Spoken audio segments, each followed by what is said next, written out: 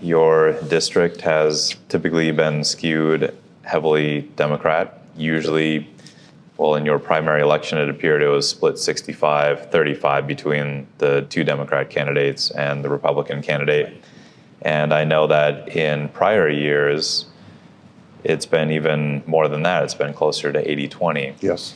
When you're out talking to people, do you believe the sentiment is changing? And if it is, how are you going to pull over enough independents and Democrats? What do you say to them about we can't continue on this path?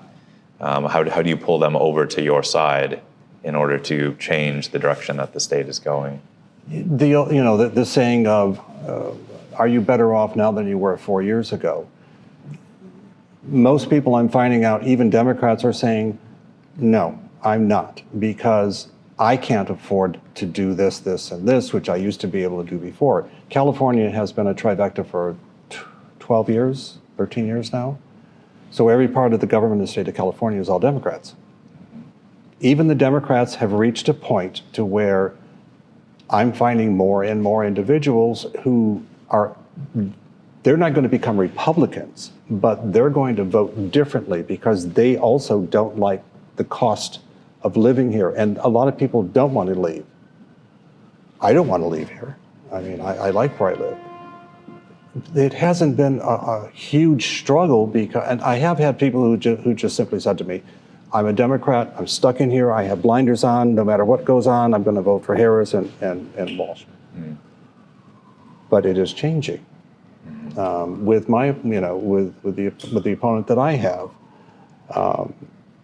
he's a career politician. He's 43 years old. He's been in since he was 18. He's been a mayor. He's been the commissioner of the education system. And in the city that he was directed for the education system, for instance, they're 46th nationwide. I mean, we have the illiteracy in California, we're number one there also. Yeah. This individual, he has 126 endorsements. Mm-hmm. I looked it up. Yeah. I notice generally when I go to all of the Democrats' websites, they all seem to co-endorse each other. That seems to be part of the strategy to get a mass effect and to make voters think that all of these people want them elected or reelected. What would you say to all of these endorsements? Well, for instance, first thing, do you have children? Do you have grandchildren? 9 out of 10 people, well, yes, I do.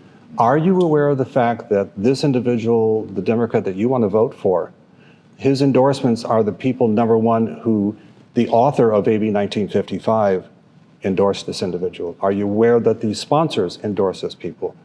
I point out to them, these individuals are taking away your rights for your children, taxes, everything that is going downhill.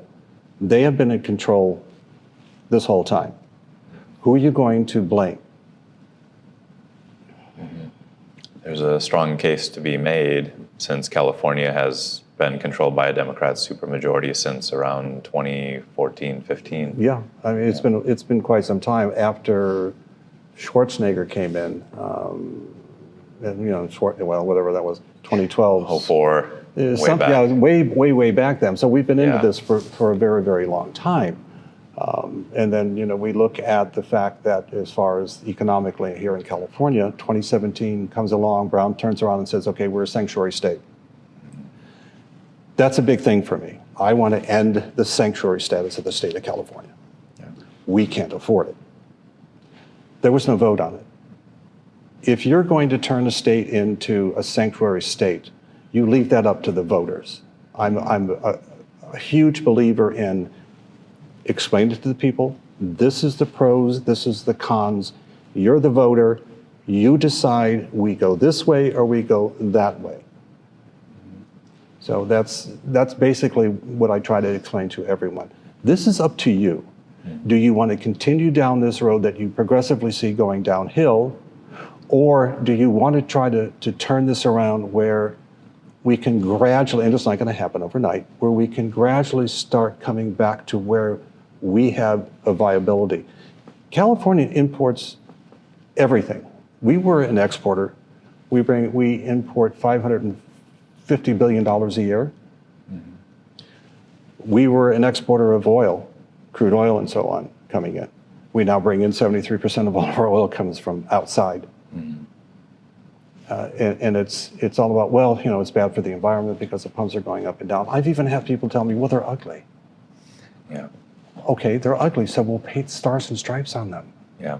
We have to bring it in from somewhere. They have to So bring why it- not here? It'll actually, since it's local, actually be better for the environment overall. Right, well, LA County did this. They shut down all of the pumpers. Yeah.